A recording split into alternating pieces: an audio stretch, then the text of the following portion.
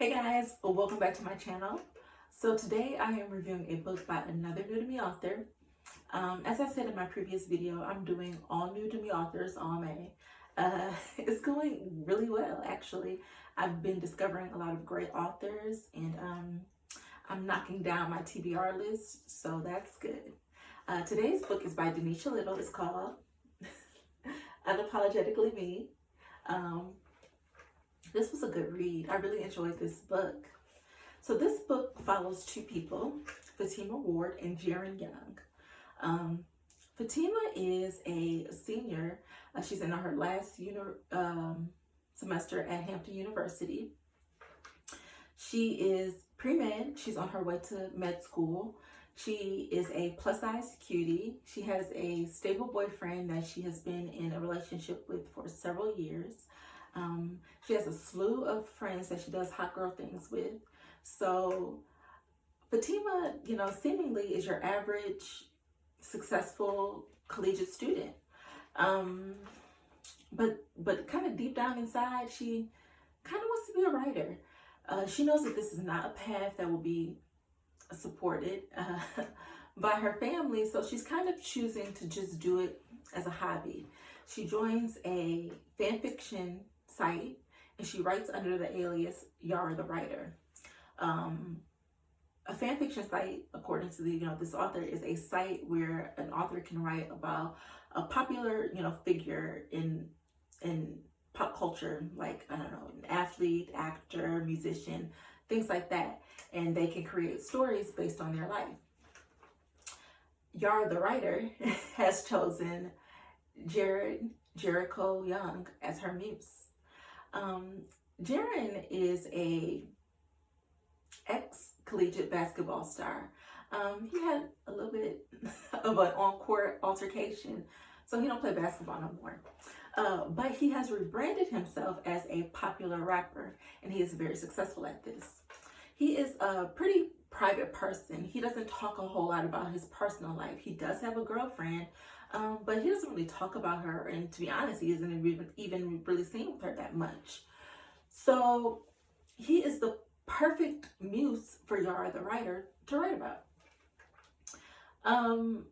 Jaren is introduced to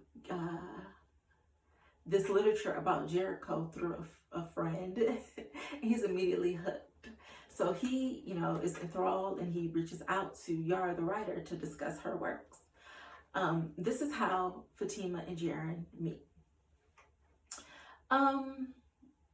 These people are interacting anonymously, and both of them are in a relationship when we meet them, so also platonically as well.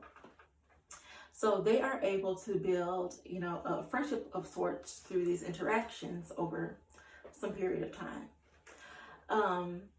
And everything is platonic and everything is anonymous, until it isn't. This is a book about standing up for yourself, speaking up about the things you want out of life, trust, boundaries, red flags. These are two people who cannot spot a red flag to save their life. So one of my favorite things about this book is the author doing a good job of illustrating to us, what happens when we ignore red flags. I feel like this was such a relatable part of this book because I feel like so many of us, see red flags and we're like, is it really red? I don't know. That flag looks a little pink. Let's give it time to develop. And she just really does a good job of showing what happens when you ignore those flags. So I wanted to take, this portion of the video and talk about some of the most obvious red flags that came out in this book that were kind of ignored to a certain degree. The first red flag I have is ignoring something that you are passionate about career-wise, and instead choosing something that is safer or something that makes other people happier. This is a red flag for you, from you. You know the things that you are passionate about in life, and you cannot live your life to please other people. You cannot live your life not doing, or at least pursuing at, some level, some things that you're happy about. And I'm not saying that you have to, always go gung-ho and go straight for that, passion option. But, there are ways to work in something you are passionate about in lieu of just picking something that you feel is safer or something that you feel like makes other people happier. So maybe you do the thing that is safer, or, that makes other people happier for a period of time, but definitely take the time out to explore in your life things that make you happy. So that is a red flag. If you feel like you're doing something and you're pursuing something that you don't really care about or you don't really love, but you know that there's something out there that you do really love, that's a red flag that you shouldn't be pursuing that thing. At least not on that level, or at least not exclusively.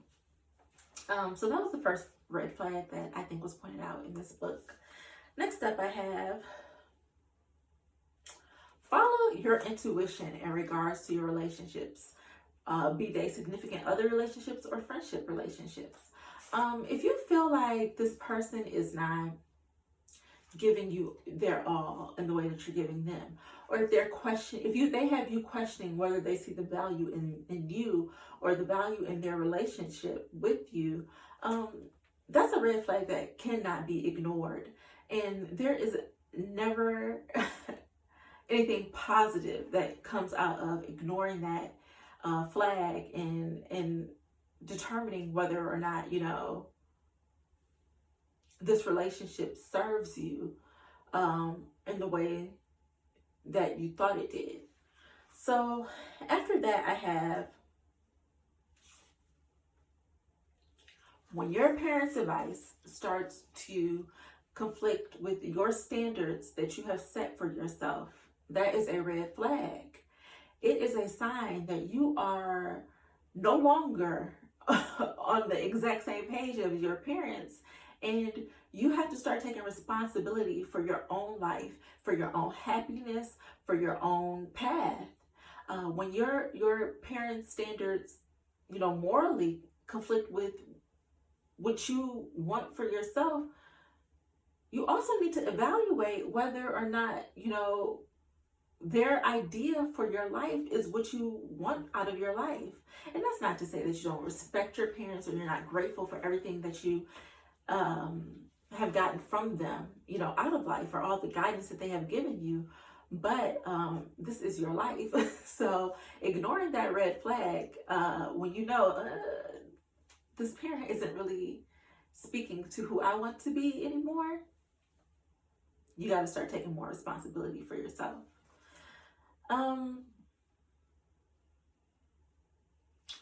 These pop-up exes are a red flag from you to you. These pop-up exes mean that you have not done a good job of setting boundaries in your life. That is a red flag, especially when you're trying to pursue a new relationship with someone who you really connect with, you really like. You have exes popping up all over the place.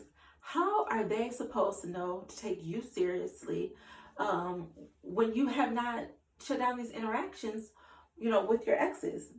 Do I have plant in my hair? Oh no, that's the burnt edges. When you have not shut down those interactions with, your exes. So that is definitely a red flag. It's a red flag that you need to do a better job of setting boundaries in your life. Don't hold on to things that no longer serve you, and don't let people linger in spaces in which they do not belong. They had their chance in that space. It did not work out, and it did not work out for a reason. Let that go. Now, I'm going to say that, but I will also say, if there was really truly a chance where things were not explored as much as they could have been, then that's different. But what I'm talking about are these exes that you have explored, a full relationship with, who did not treat you right, who disrespected you, who violated your moral code, those exes do not deserve pop-up privileges in your life. You need to shut that down. So that's another red flag. Another thing, this is a red flag. Another thing that's a red flag. You know whether or not you are lying to yourself about your feelings for someone. Lying to yourself about those feelings do not make them go away. They don't make them go away at all. So it's never a good idea to lie to someone about your feelings, to lie to yourself about those feelings.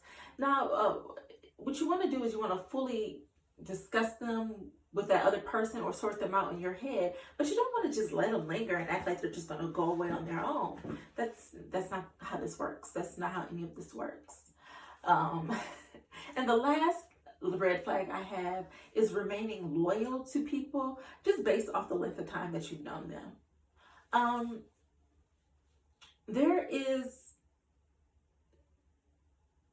There's no rule that says that because I have known you for X amount of years that I have to overlook all of your transgressions because, we've been friends for so long. I must remain loyal.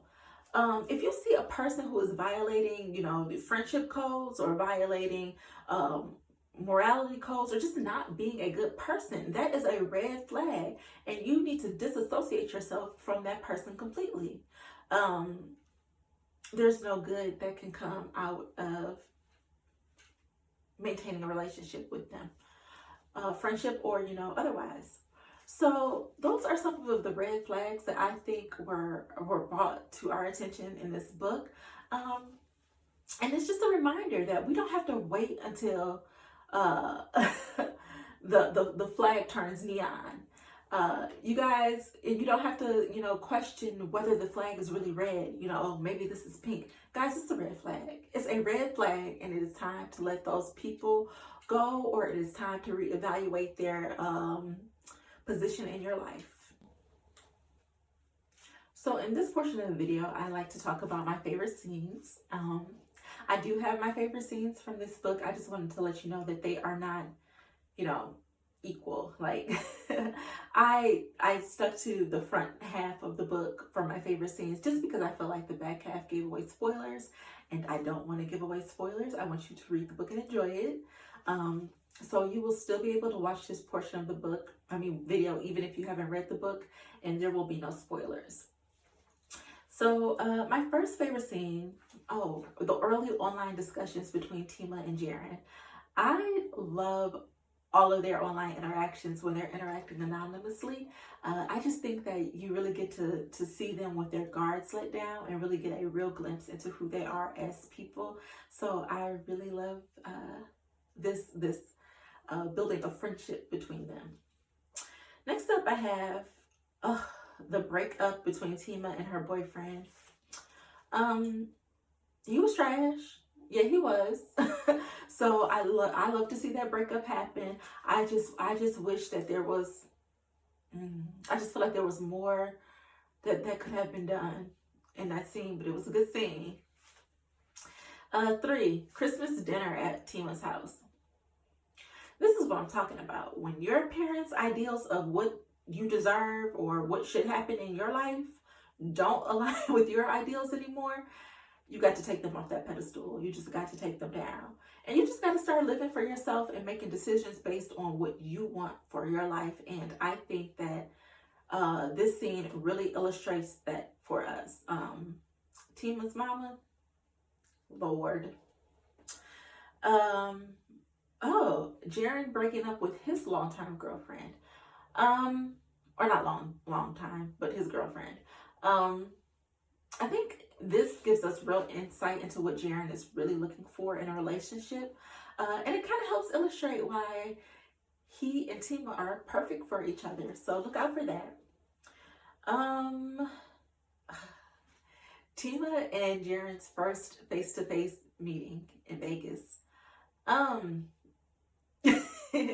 Well, that didn't go the way I thought it was going to go at all. but it's a really good scene, a really funny scene, and it's just unexpected. So I really like that. Oh, Tima and Jaren's weekend getaway to New York. Um, I think that this is a look in on how well they mesh, you know, before all of the drama starts. So I really like this scene. Tima coming clean to Autumn. Autumn is the friend that we all need. Autumn is the woman that we all love. I really love this character. I really do. I think Autumn is one of my favorite characters in the book, actually.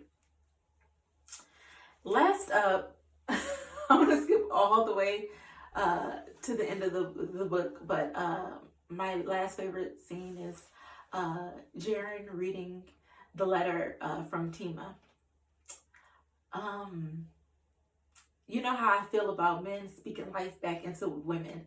I just think that it is the highest form of expression of love to get to know a person and to speak life back into them in the places where they are unsure of themselves, the places where they don't have any other support, or just the places where they just need a little bit of, you know, encouragement. And we see Tima acknowledging that Jaren has, you know, done all of that for her. So I just think it's a really great scene. So those are some of my favorite scenes in the book. Check them out. Look out for them when you are reading the book. If you decide to read it, let me know what you think. Next up, I like to do who won the book and who benefits the most from entering this relationship. I'm gonna say this was a tie. This was really a tie. Because first of all, Tima really did a lot of work in this book internally. When we met her, she was a shadow of the person that she ends up being at the end of this book. She's done a lot of work to find herself, to speak up to her for herself, to trust herself. It was a lot of work. She's got the help that she needed to get. Tima put in a lot of work to get to where she is, and I like that. Jaren won the book because he is just solid and in ways that just cannot be expected of people. Usually, he is solid. He has always been there for her. He has been in her corner. He is a solid character. So I think that they both are very strong characters in this book. Who benefits the most from entering into this relationship? Tima. Tima, like I said, she needed Jaren to speak life into her, to just to be there for her, to get to know her, to accept her. And that's not something that she had, you know, before ever. That level of intimacy, to be able to trust someone with her secrets and her thoughts. She's never had that before. So I think that she definitely benefits the most from entering into this relationship. So that completes my review of this book. I know that there is a follow-up book. I have not read it yet. I am adding it to my to-be-read list. I am actually really looking forward to reading it. I feel like Tima has done the work necessary to find herself, to fight some demons, to just be able to stand up on her own. And I am looking forward to seeing the growth in her character in this next book. So that's the end of this review, and I will see you guys next time. If you are interested in more book reviews, then please comment, rate, and subscribe to my channel, and I'll see you guys next time. Bye.